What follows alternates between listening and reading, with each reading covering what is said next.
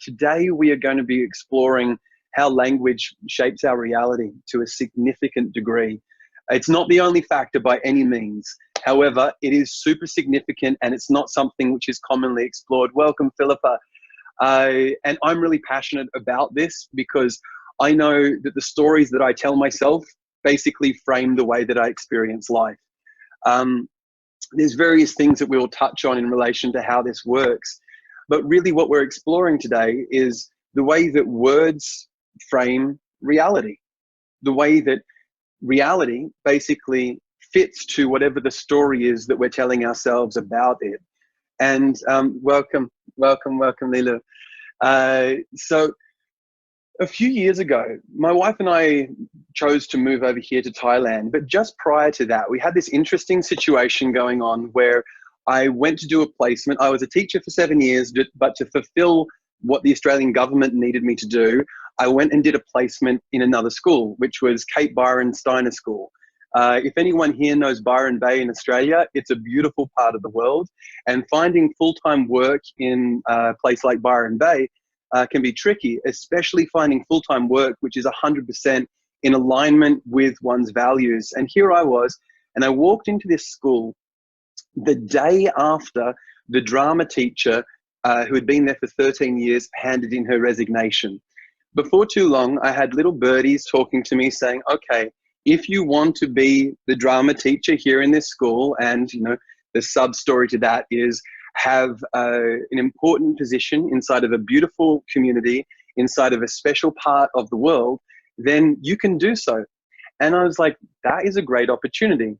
However, I also had a director's position at the same school I went to growing up, an alternative education school in the Blue Mountains of Australia. We had a beautiful home, dozens of fruit trees, dozens of fruit trees in our yard. We had our veggie patches going on, we had our solar panels. We had a good life going on in the Blue Mountains. So here we were with 1-year-old twins. I had a new possibility of going somewhere else, not the school I went to growing up, in a beautiful part of Australia, staying at the school that I went to growing up and continuing with my great position there, being a sociology, philosophy and drama teacher, or maybe there was a third way. Now, the third way is this, being over here and being here with you, and this is 4.5 years later. But why I bring all of this up is because I had 3 beautiful options, and what I was telling myself for several sweaty nights, sleepless, sweaty nights, this is so hard. Each thing is so good. This is so hard. But that was the words that kept on going through my head. And I was lying there one night next to Kaylin and thinking through. And I don't know what it was that pulsed me in a new direction, but I suddenly said to myself, you're spoilt for choice. And at the moment that I said, you're spoilt for choice, all my sweats stopped. All of this nervousness about what I chose went out the window because I knew that I could do this one, or this one, and each one was a blessing. Now, that might have seemed obvious before, but literally the framework of the phrase that I put around my situation turned me from being somebody who was going, oh God, if I do this, then I miss out on these 2 other great options, to whatever you choose. What a blessing to be in your shoes, Cairo, and to be able to choose between 3 extraordinary options. Now, this is my way of saying that the little narratives, the words that we tag along with whatever our experience of life is, completely change the way that we experience things, through to the point of the sweat on our forehead or the spaciousness in our heart. Our bodies respond to the words that we give things. Now, we are going to be playing with this to a greater degree as we go forward. But the premise is that words are spells, and that's why we spell them.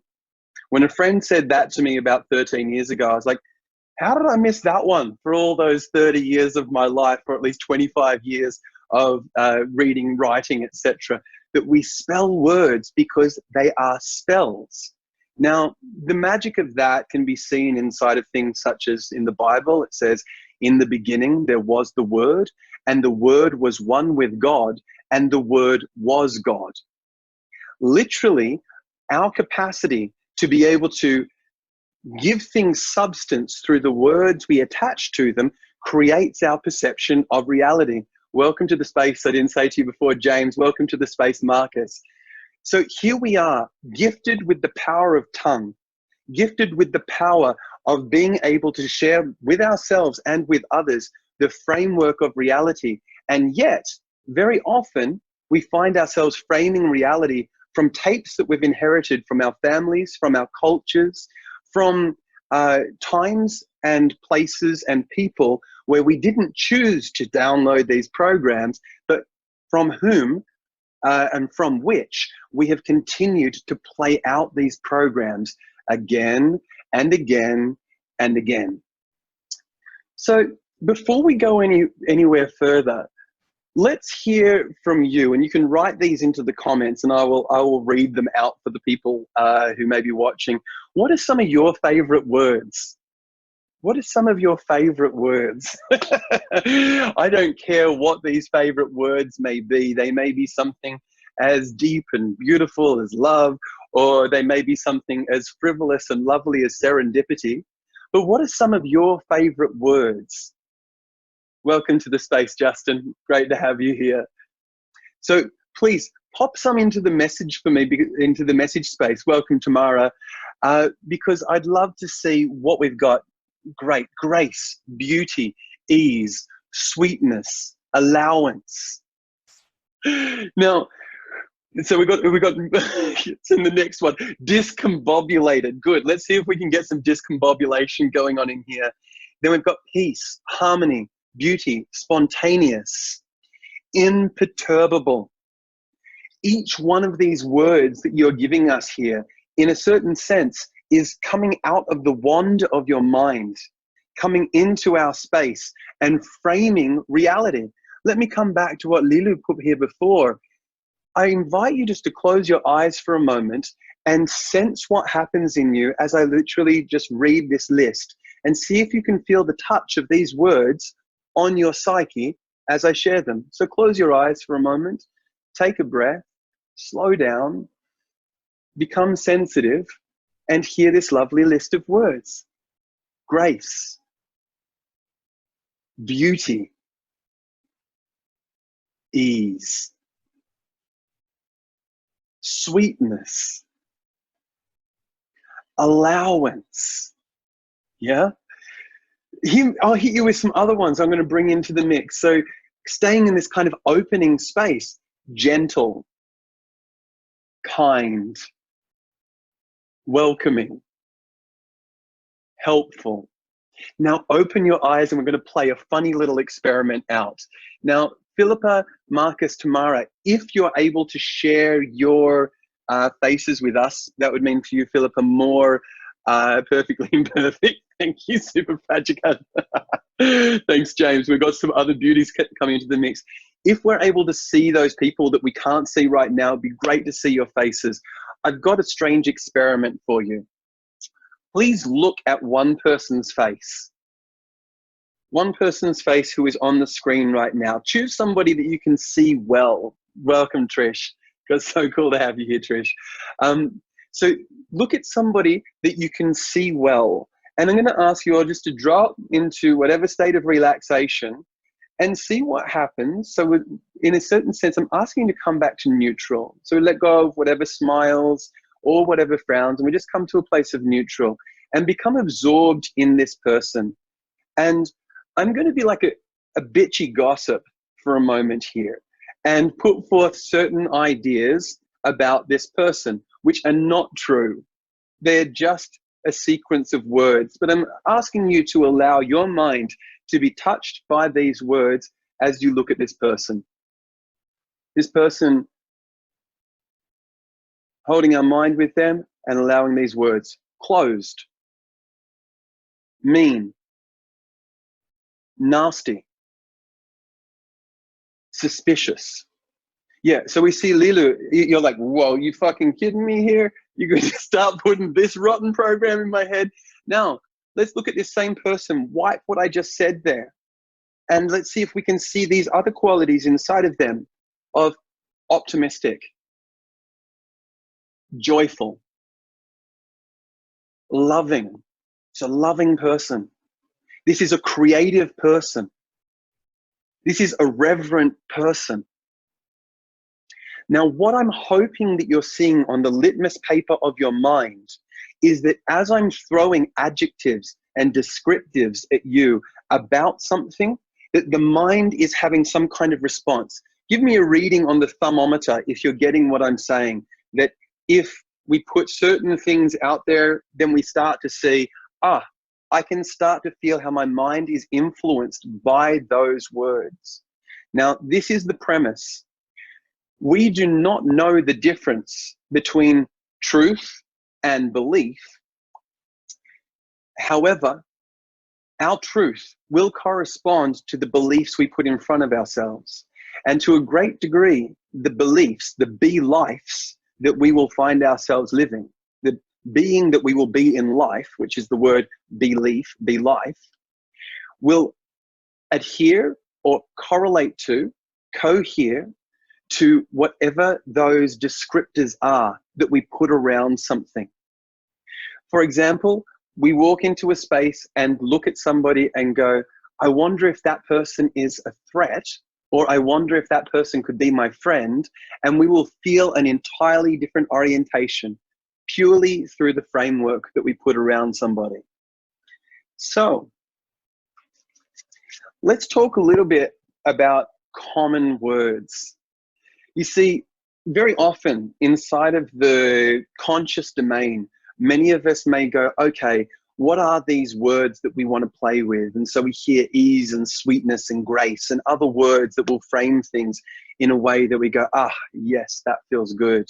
However, what are the words that we use most? And what are their meanings? So who knows what the most commonly used word in the English language is? Yeah, we got a T coming together with an H. I like it, Saskia, with an E. And the word is the. That's right. Now, the word the, it seems so obvious and commonplace and, in a sense, mundane that many of us would never have considered it before. Give me a twinkle if you've never considered what's the deeper meaning of the word the until we're having a conversation about it right now. So that's the case for most of us. We're just like the table, the bed, the person, but what is this word the?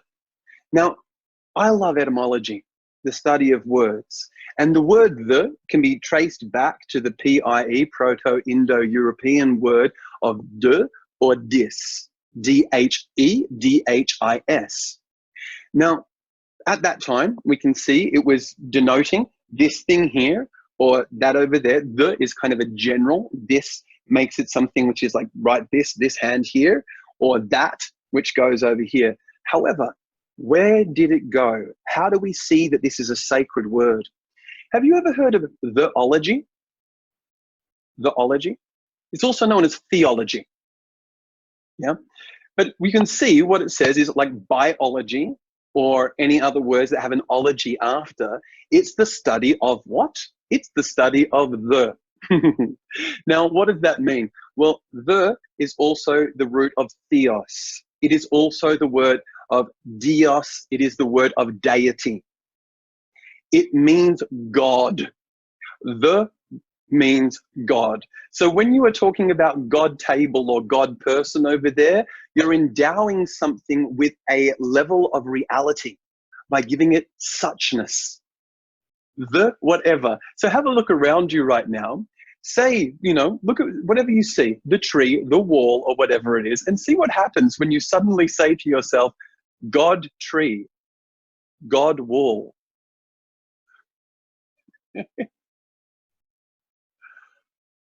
And what I'm putting forward is that suddenly we've moved from the mundane into the divine simply by recognizing that the word the actually says that this thing has reality to it. In the beginning, there was the Word, and the Word was one with God, and the Word was God.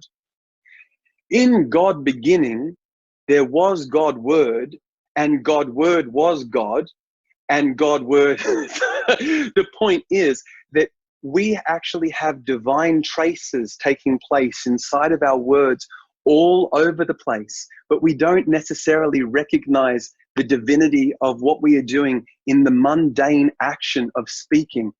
And we can see it even down to the most common words, such as the word the. So consider, every time you say the word the, you're actually enacting divinity. You are giving divinity to something by recognizing its reality.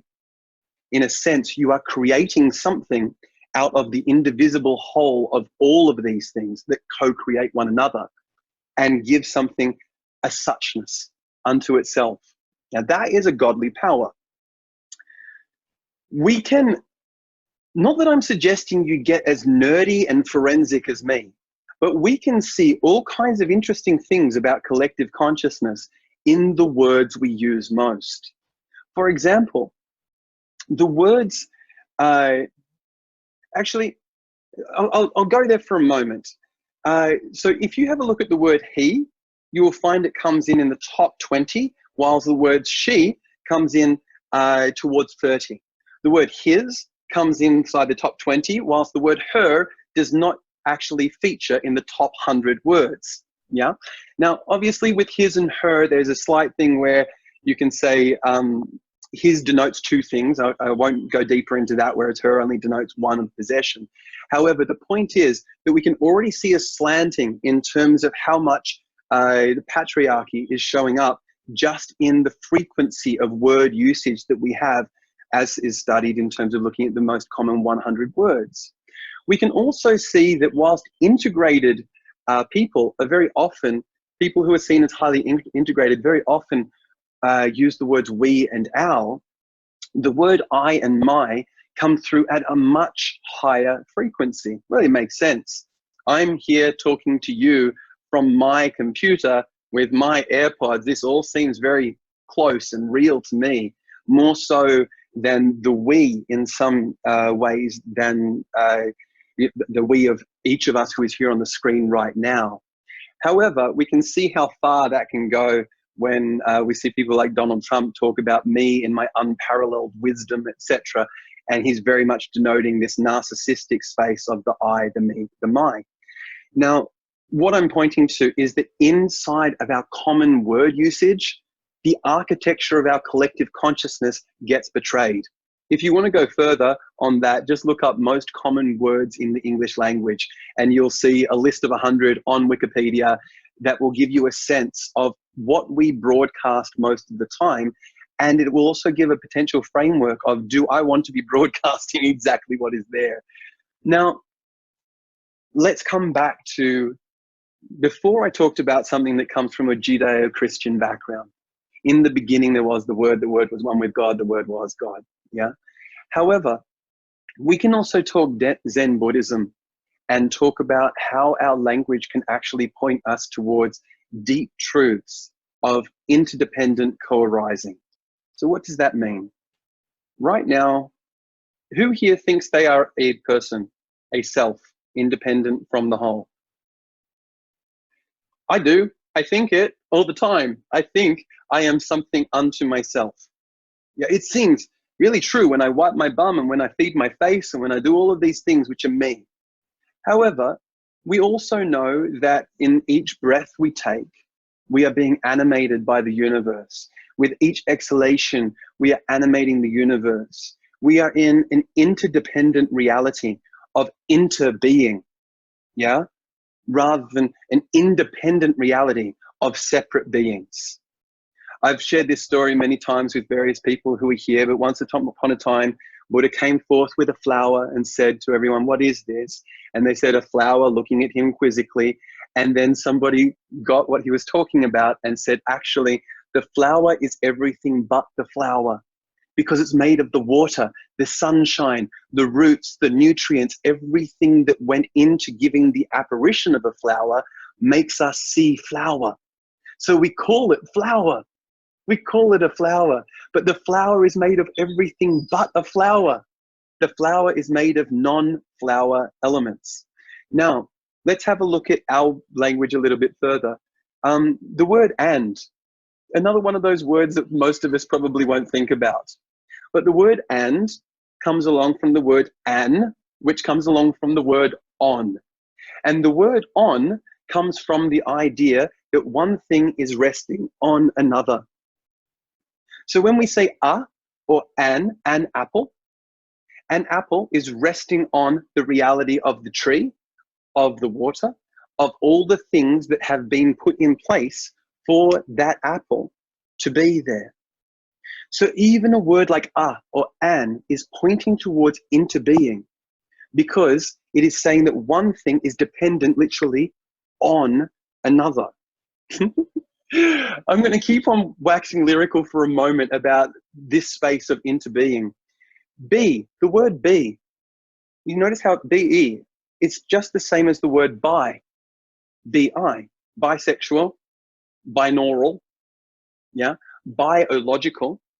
This bi means two. So to be is already inside of the word be, is means to be two things. Two things come together, two or more things come together to create being. Now, what I've been trying to, in a sense, hype you up about up to this point is to recognize that there are sacred codes inside of the things that we don't even realize have sacredness to them. They are so everyday and so mundane. But I'm one of those people who loves things like elves, magical bygone times in which people believed that there was a way of relating to reality in which we create abracadabra, we create the world through what we say. However, our ability to be able to create the world with our word is watered down when we don't actually have the deepest level of meaning there, understood inside of the words we use, inside of God words we use. When we start to peel back the layers and go, what does that actually mean? Mean, mind, coming together again. When we start to find what these links are towards sacred sources, then even the mundane can have an element of magic that comes powering into it. Now, we're going to be going further than this today. We're going to be playing with, in a sense, we've been starting to explore the magic which is encoded inside of words we don't usually see there. And what I'm putting forward is, do not be sold on the meaning you have of the word that you've inherited from your culture. You can go further and deeper. Etim Online is my favorite website. Etim Online will give you a direct Holmesian experience of being able to find out what are the hidden meanings that lie inside of words, and you can peel back thousands of years towards this language source, the PIE, Proto-Indo-European language group, that apparently began in the Middle East and then went out to India, out into the east, and went over towards Europe in the west. And we can see these lineages of language that go thousands of years back in relation to English and various Romantic languages, as well as various Asian languages. Now, what we're going to be looking at beyond this is we're going to be exploring some limiting language that many of us may not realize that we're engaging in. We'll also be touching on what are some alternates that we can go towards to give us empowering frameworks to play with. So far we've talked about this element of into being, this element of godliness or sacredness that can be inside of our language. However, before we go anywhere further, let us start off by recognizing that words, whilst they may frame reality, they sit on top of our presence. So we could have somebody who has a deep, majestic, heart-centered presence and a very limited vocabulary, and they can create the world absolutely beautifully. So I'm wanting to make sure that we are recognizing from the outset that whatever it is that we do in terms of being able to give life to reality and frame reality through our words is going to be dictated, its power is going to be dictated by the space that it's coming from. So presence is more important than language. The quality of our presence, where something's coming from. Anyone here ever played with affirmations before? Where you're like, I'm courageous, I'm confident, I'm beautiful. Hands up who's played with affirmations before? Okay, cool. Now, hands back down. Anyone ever played with affirmations before and heard the little voice in their head say bullshit whilst they're there playing with the affirmation? Okay, good. Thank you. Thank you, those people who have had that experience. That's just my way of pointing towards the words can be there, but if the source is out of alignment with the code, then the code isn't going to mean anything. It begins with the energetic interior, the energetic core that we're operating from, which doesn't necessarily need the words to be able to actualize itself.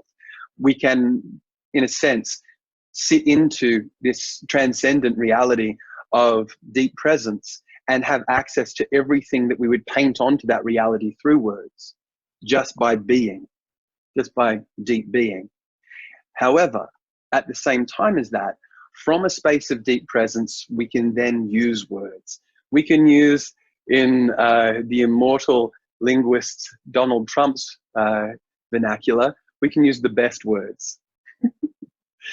We can get unprecedented in terms of the words that we use. Now, he has a particular gift, this man.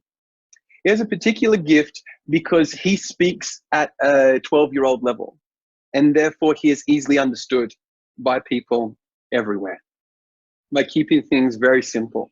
I can lose people sometimes by going, oh, here's a lovely word that I like that I will inject into my sentence, and suddenly I've lost people because I'm using words which aren't so commonplace sometimes. And some of us love that because it gives us further shades, more nuance to play with. However, it can take away from clarity when we are using words that sit outside of common usage. Now, what I'm wanting to put forward at this stage is, before we go towards what I would call magical language, creative language, generative language, let's talk about, I'm not going to be down with the term black magic for obvious reasons, but I'm going to call it bad magic in a certain sense. Every word is magical. However, some of it creates a spell of limitation. Yeah. Now, have you got something that you can write on right there with you now? Put your hands up if you've got something that you can write on. Just want to see. Great. All right.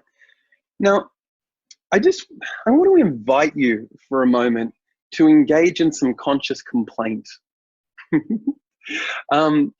What I'm looking for, in a certain sense, the point of this conscious complaint is to turn the volume up on the ways that you can, in a sense, frame reality in a limited way or a negative way, a way that can disempower. So what I'm going to ask you to look for is something which is concerning you right now, and to complain about it freely to yourself. And what I mean by complain about it is to articulate your fears and concerns. And if you're willing to allow yourself to buy into those fears and concerns. We're seeking to turn the subconscious onto loudspeaker. For example, this is a common one that I'm hearing from many people at the moment, which is, I have no idea what's going to happen in the coming weeks or months. And I don't know if I'm going to have the money or the ability to provide for myself. And if I don't have the money, then I'm going to be in a pretty bad spot. And I'm, whatever it is that goes along with that story. So we're looking for a story that gives you a cause for concern. It could be something to do with a relationship. It could be something to do with your reality. And if you don't have anything, you can just sit there and wait in your own personal bliss. But if you've got something that you can see that you have fear or concerns about, let's turn the loudspeaker and just complain about it freely to your page.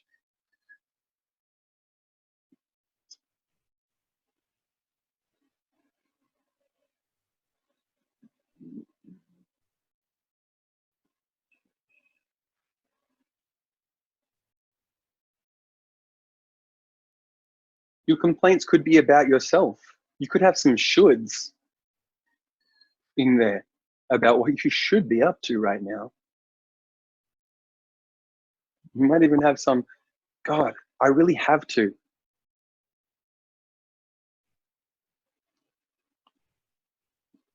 Need to.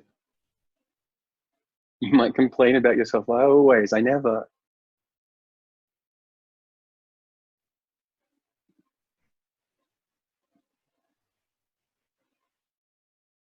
You may see some things that you don't want.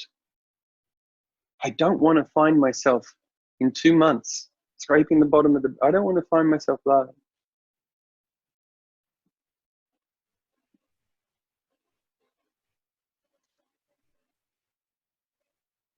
Now, stop what you're writing. I know you could, many of us, we could go further. You're like, hey, come on, don't just open the champagne bottle and then put the top back on it so quick. I got more that I could put down there. Many of us could go further with this, let the froth really come over the top. However, look at it now and see if there's anything inside of the language where you can feel closure, constriction, or limitation. Is there anything that you can note inside of the language? You're like, oh yeah, that one feels like some kind of constraint, some kind of shadow of fear that could be there. And if there is, great. Because in a sense, what we're looking for is we're looking to be able to catch the codes that disempower us. If we can awaken awareness about things which we would commonly have going on either at the subconscious level or at the thought level or at the level of speech, if we can get that all the way down at just the inkling of a thought level, we can catch it quick and we can change our relationship to it. Yeah. So we awaken awareness, and then if we see that, we can release it, and then we can consciously create. That's an ARC model that we work with a lot inside of our work, which is awaken awareness around things, radically relax or radically release, whatever that thing is, and then consciously create into that space.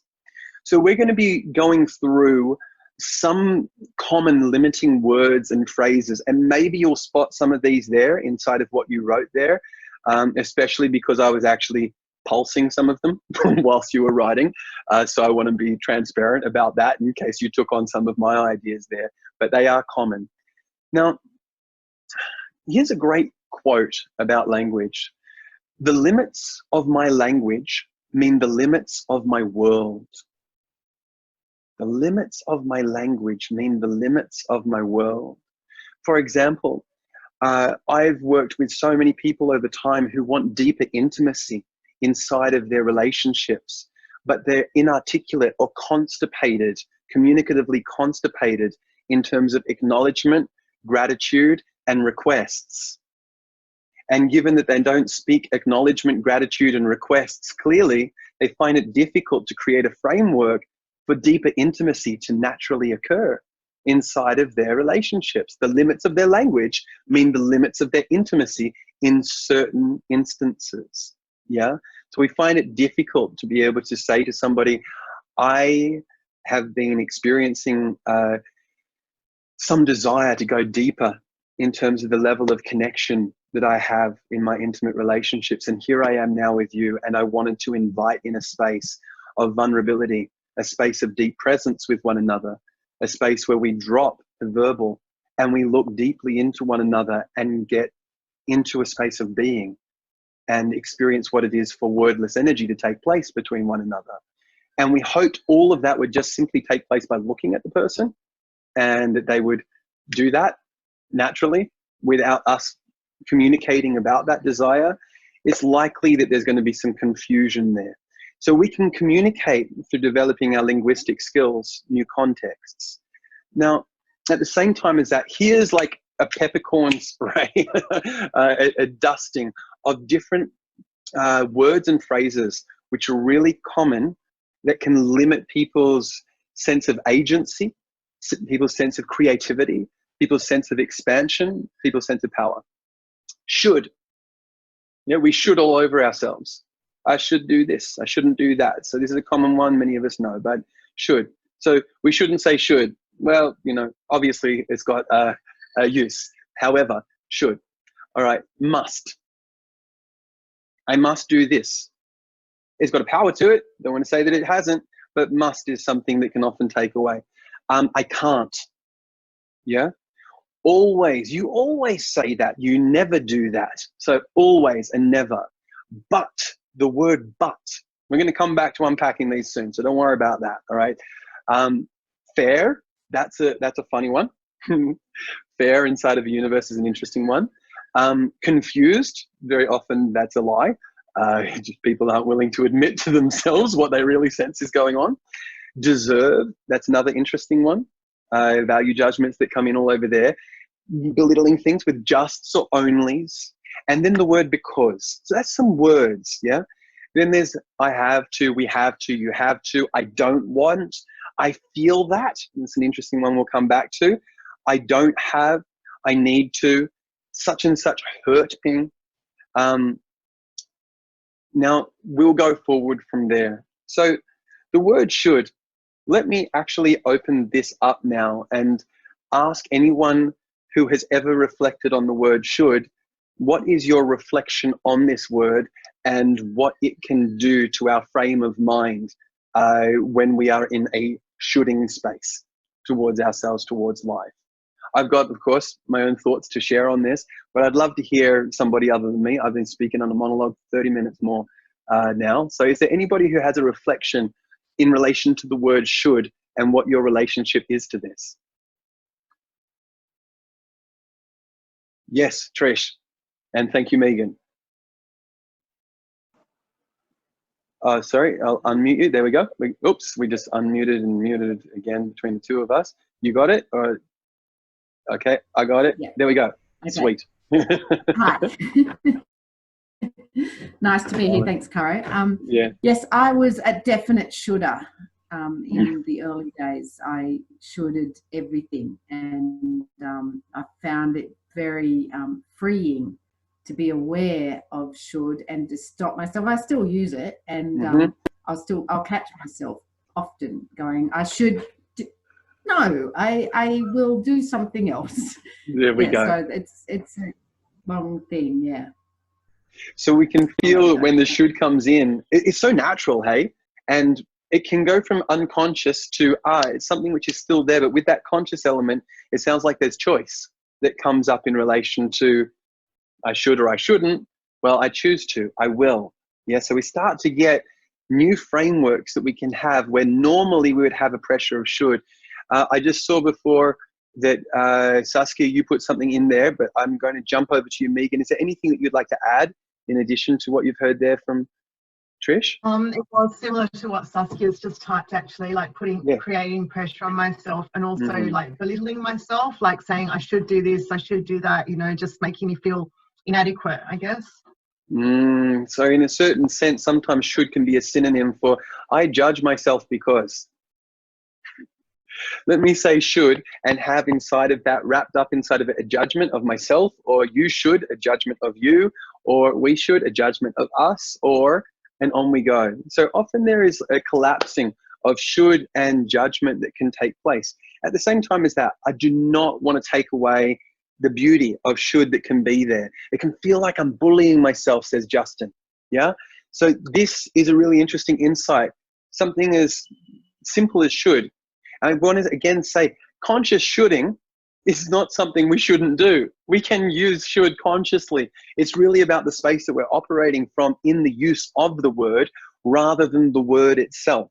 I'm not here to blame words as being good or, you know, to put them up or put them down necessarily, but rather to point towards common psychological, emotional, psychic spaces that we can have when we're using them, if they are coming from certain spaces of restriction, of pressure, of judgment. So, you know, substitutes for should, I could, I wonder if, yeah, I value X. We might be able to see inside of a should that there's a value, there's an intuition in relation to a value which sits there. You know, we could say, oh, I should do this. For example, I should exercise more. I love feeling vitality. I wonder what it would be like to. So we can recognize what the actual desire is that sits inside of the should and put that on broadcast loudspeaker. Yeah. So I would like to, etc. Now, anyone here ever done the, oh, I love the phrase, I'd love to find. Yes, I'd love to, let me see, I'd love to find an opening to. Beautiful. Yeah. So we can find, and this is great, Saskia, what you're bringing up here, which is we are going to find resonant phrases that work for us, and we can look at what are these dominant or limiting ones that may be there, and then go, what's a substitute that in a certain sense clears the space and opens us up to what I would call a creator's relationship to life. This is really what this whole thing is about today. Being in our creative power, being inside of this space of recognizing that we create our reality through the architecture of our body, through our breath, through our word, through our actions. And we're really talking about our thoughts, our words today in the narrative context. Now, must, have to, got to, need to. Any of these familiar phrases from at least times past, if not now? I have to do this. I must do that. I've got to do blah, blah. Yeah? Now, we can see it's in the same kind of vein as should. It's just up the notch. And all I'm going to put forward is that when I say, for example, I have to do a budget, and then I turn it into, which can make me go, oh, okay, so I need to go through this, and that's spreadsheets and blah, blah, blah, and I go into my own personal stories around that. It feels very different when I go something like, oh, it would be awesome to do a budget, or I choose to do a budget, or I'm going to create a budget. I will. I am, I will, I choose. Suddenly, the budget story is out of the game, and rather I'm into a framework of proactivity, letting go of story. So musts, have tos, got tos, etc. We can look at choose tos, will, I am, yeah, and just put them in the proactive stance. Who's ever been in a relationship and said to the person that they're with, you never or you always? Come on, let's be honest. Who's ever had those phrases said to you? Someone has said to you, you never. All right. So how does that feel on the thermometer when somebody says to you, you always or you never? Generally, most of us are like this, like, I feel good when I'm saying you never. I feel good when I say you always. That feels like I'm on the attack, or I'm on the empowerment mode right there, because I'm the one who's in my righteous position and you're the one who's in the defense in a certain sense. However, of course, the joke with that is that if there is a winner inside of a conflict, there's only ever two losers. So when we are doing always or never, we are taking a field of possibility, and that is what you are in this moment. You are a field of possibility, and collapsing it down to one possibility. We are determining the nature of a being, and being is infinite. Human being is an infinite space of possibility, and yet we are bringing it down to one little slice of possibility. Now, who here is generous? Very often generous inside of your life. Yeah. So now, what about who here is also selfish? Generous and selfish. Great. So we are a field of possibility. So we watch out for never and always, and basically we always avoid always and we never say never. And that, of course, is a silly thing, because those words exist for a reason. However, we pay attention to those words and recognize, wait a second, you know, if we say that to someone, we can go, oops, sorry, my mind is telling me it seems common that you, or I've noted that recently you've however many times. We can get more exact and bring it to the sometimes framework rather than the always and forever framework. And when we do that, we open up the bandwidth from this is the way it is to I've noticed a trend. And now we could be helpful to somebody by being a trend observer with them, rather than somebody who is pinning them down to one possibility and reducing them to that possibility. Yeah.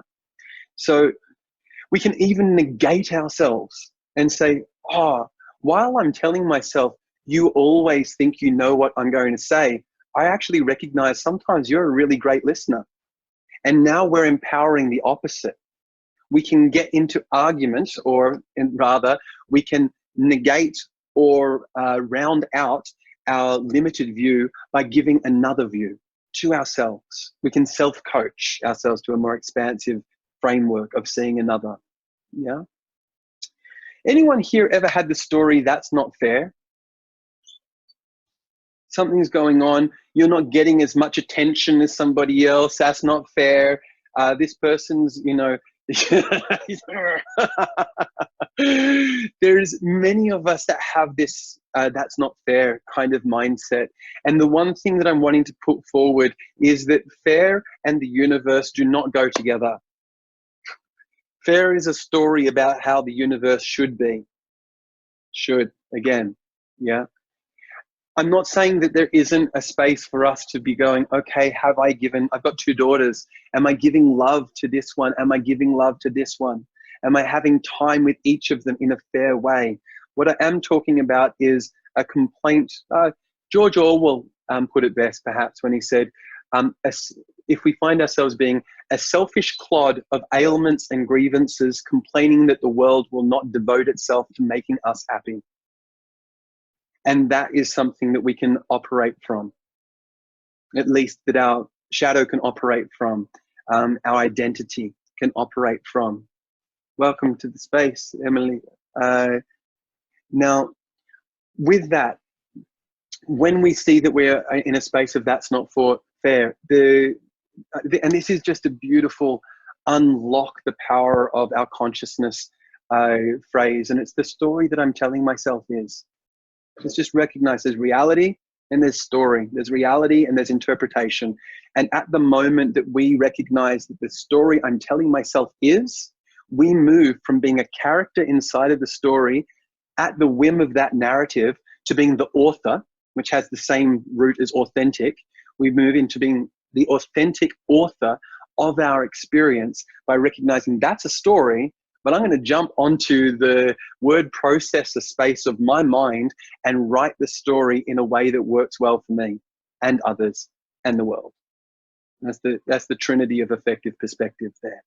What is an alternate story I can tell myself that works well for me, others, and the world? All right, but ever been there with somebody in a conversation and you're representing a view and they're itching to put their counter view forward, and the first word that they start with is but?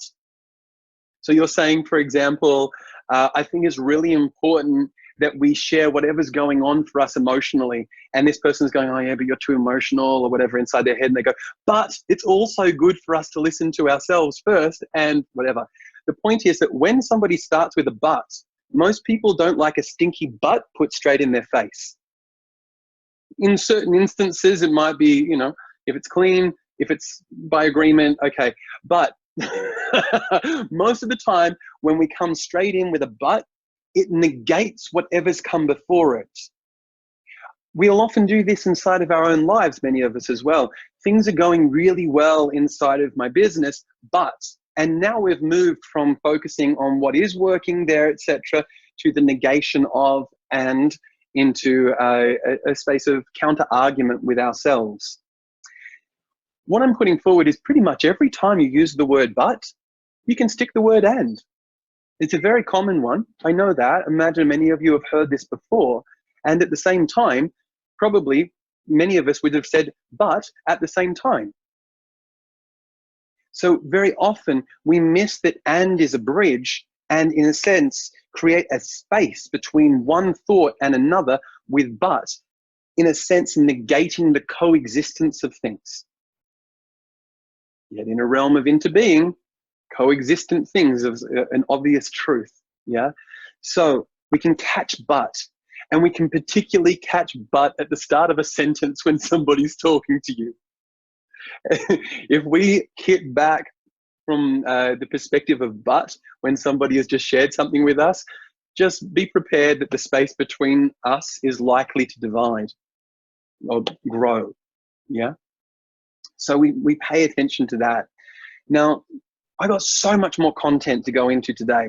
However, We've only got 10 minutes. So I'm going to round out on a couple of principles here on the limiting language and jump us in towards something that I would call an elegant closure.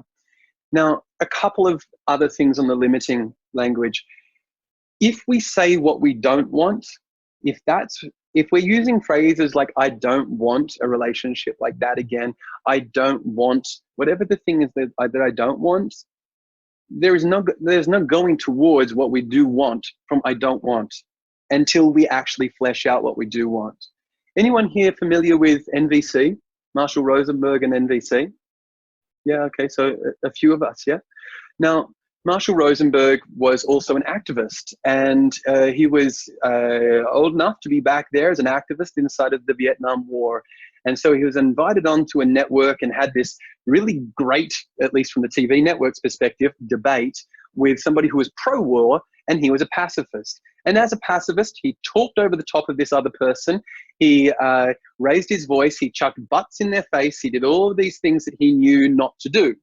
Now, it made for great TV because there was escalation and conflict. So he was invited to come back a week later to have this debate again.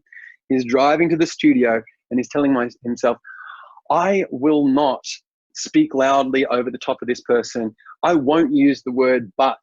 I won't engage in some kind of arguing, shouting match. And you know what he did? Everything he said what he would not do because he didn't say what he would do.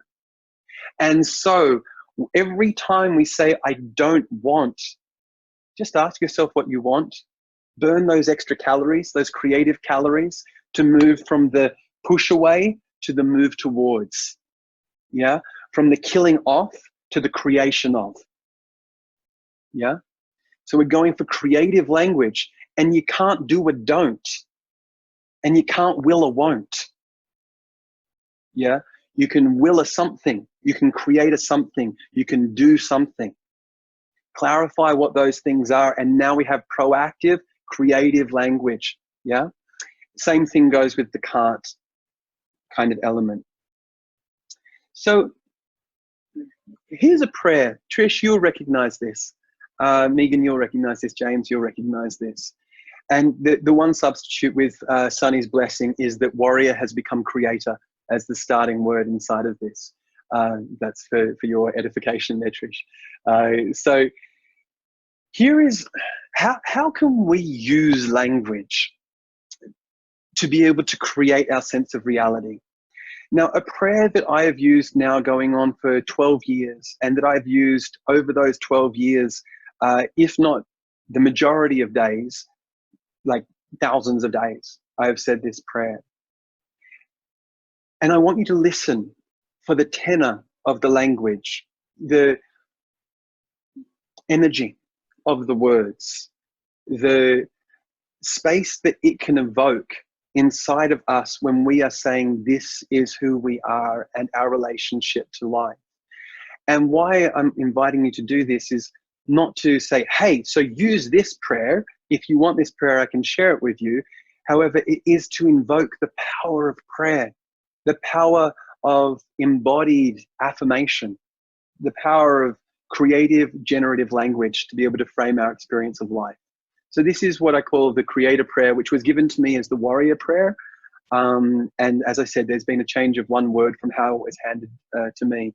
It comes from a Tamil spiritual lineage, Tamil warrior tradition from Tamil Nadu, via an incredible, beautiful man from Sri Lanka called Sunny, through to me, Trish, and many dozens of other people. And I've continued to use it with people over these many years since it was first introduced to me. So here we go. Creator, I greet you this day with loving gratitude. I command that which is all to bring forth what seeks expression through my being.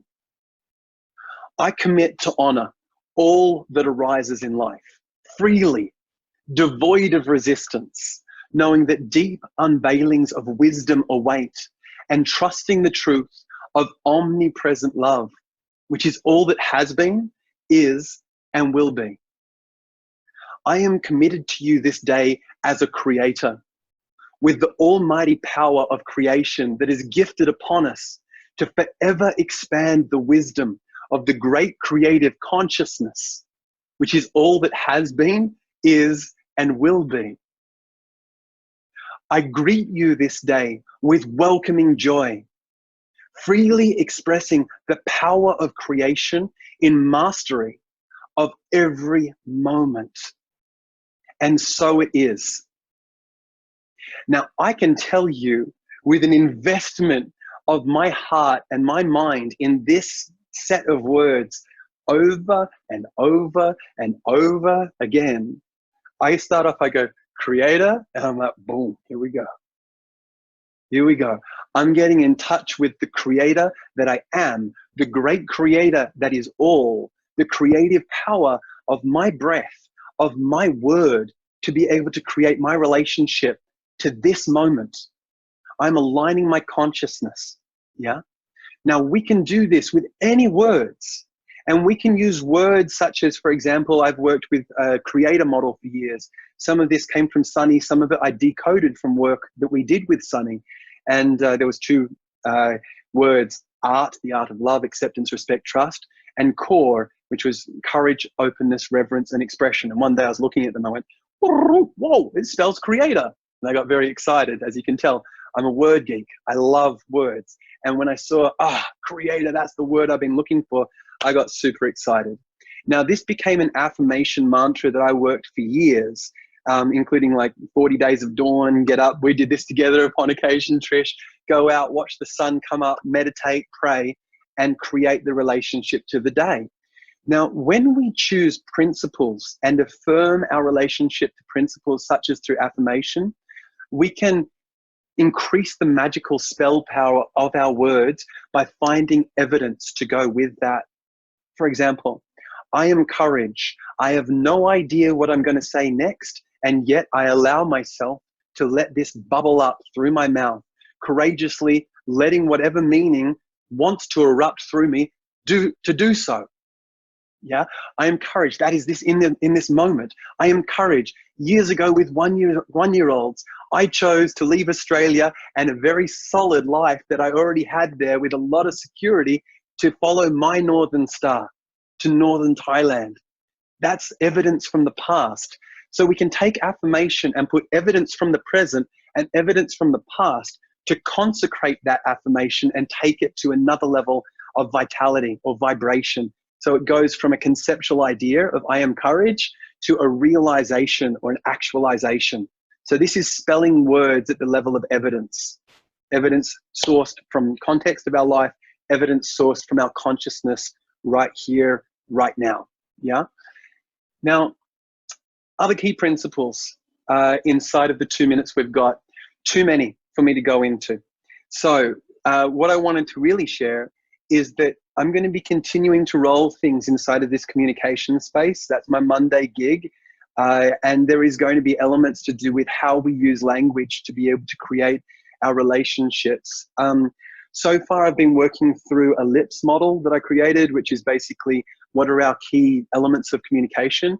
L for listening, I for inquiry, P for presence, and S for speaking. Today, we've really been focusing on S for speaking, and I'm going to be continuing to explore different communication models.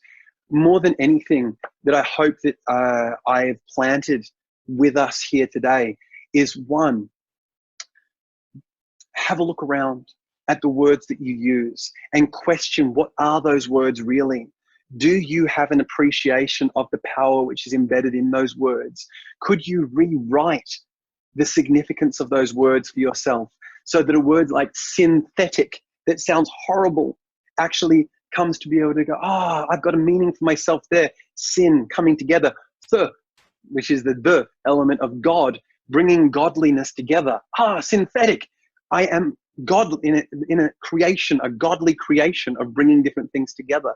What I'm putting forward is that the inherited meanings that we've gotten from our cultures do not necessarily have the seed beauty in them that we can uncover for ourselves by looking at the etymology, by looking at the different meanings that have existed there over time.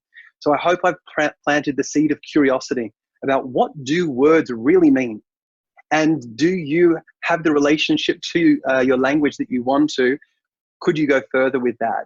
The second thing that I hope that I've put into the space today is, what limiting language do we use?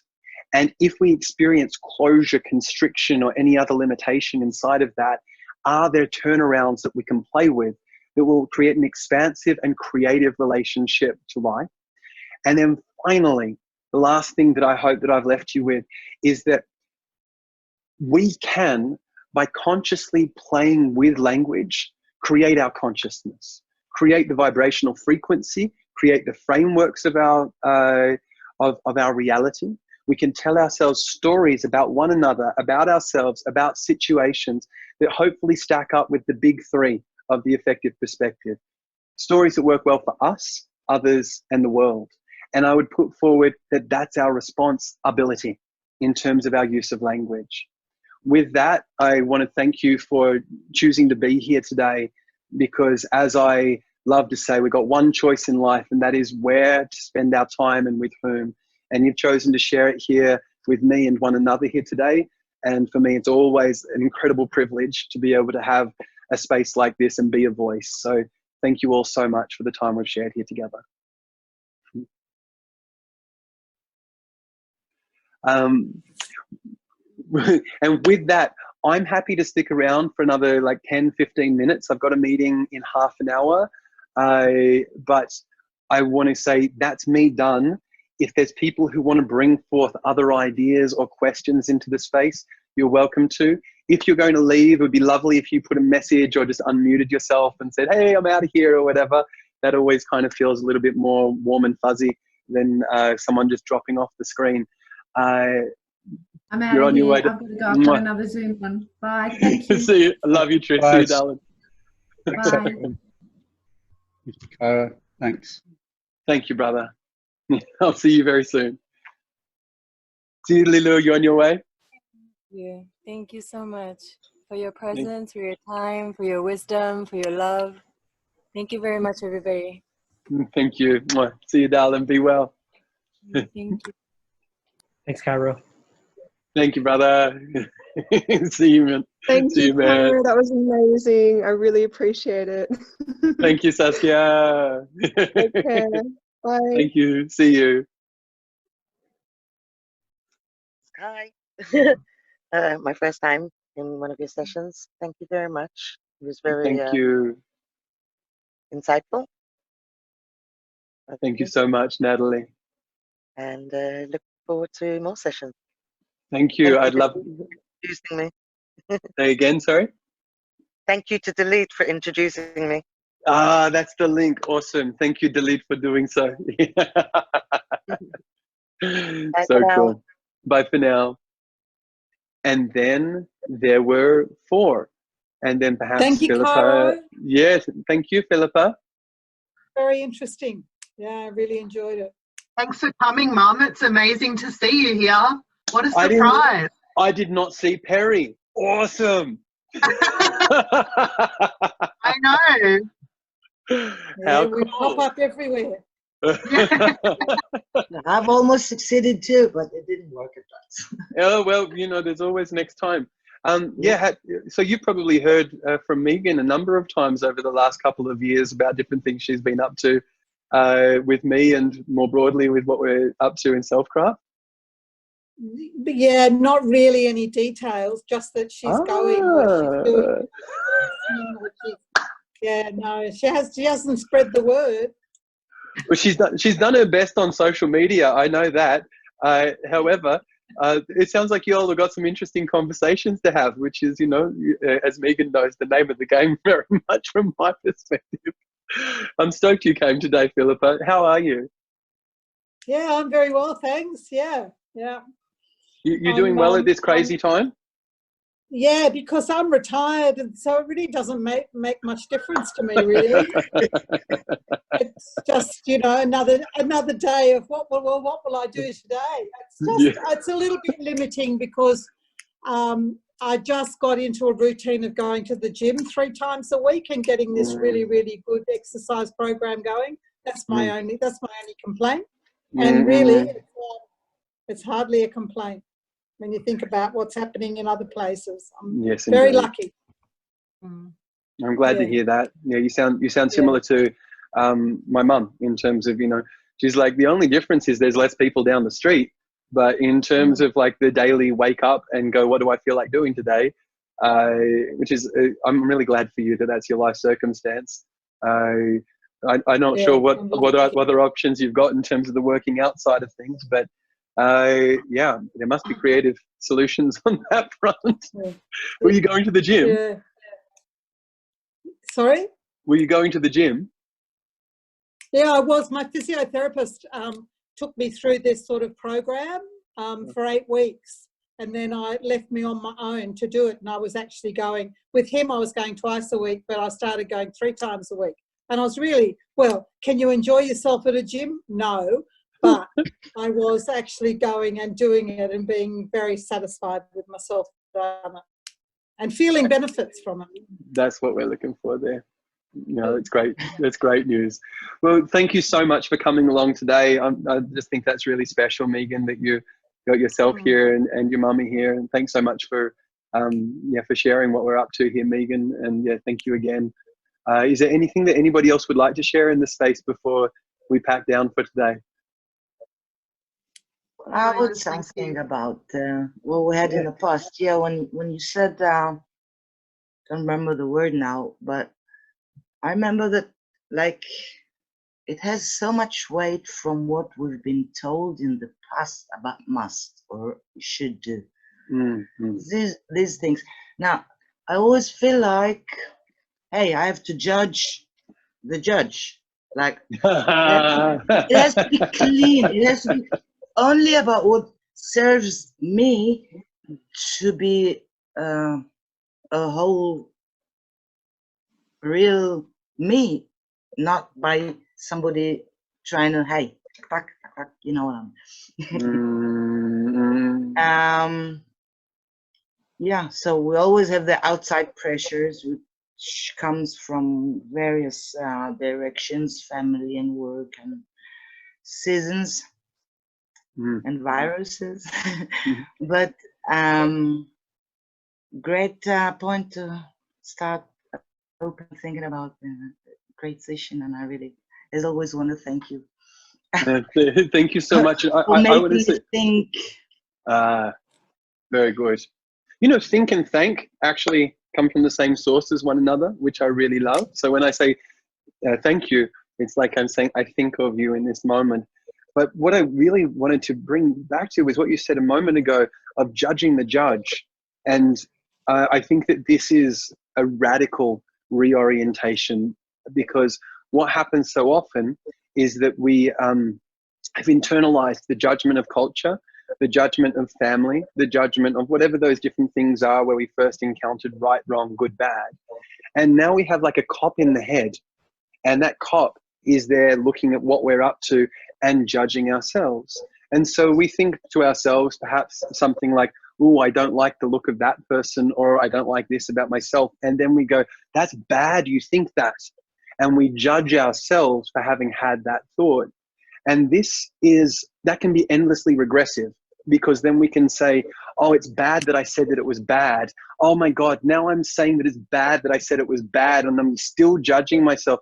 You're such an idiot. Why are you still judging yourself? Oh my God, you're still judging yourself. And so we can keep on judging ourselves for judging ourselves with no end to the dominoes in sight.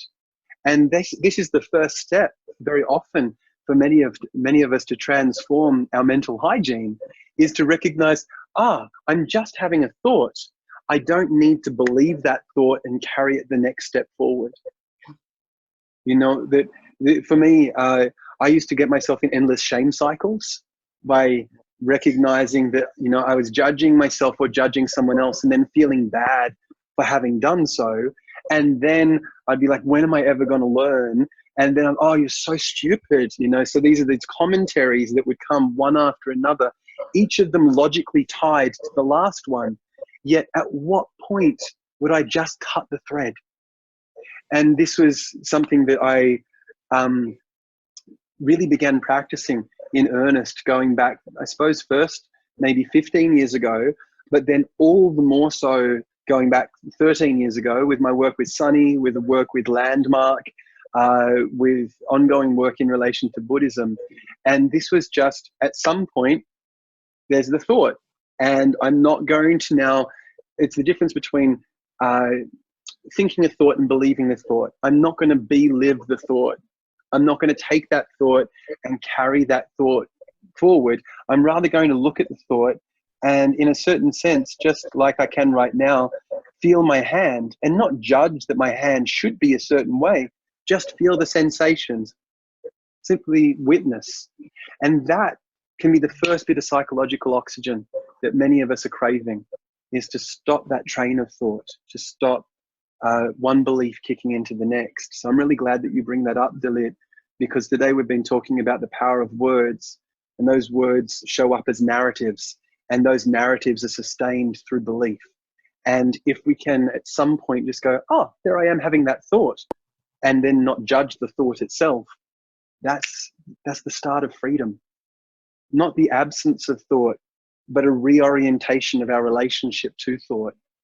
So instead of, as I've done before with these weird glasses, instead of looking through the lens of the thought, we actually recognize, oh, those are some weird glasses that I've got there. And we just look at the thought instead. And then from that place, we can reorient. And that's a big conversation about like 5 C's of shadow work and blah, blah, blah, that we could go into from there. But it's really important.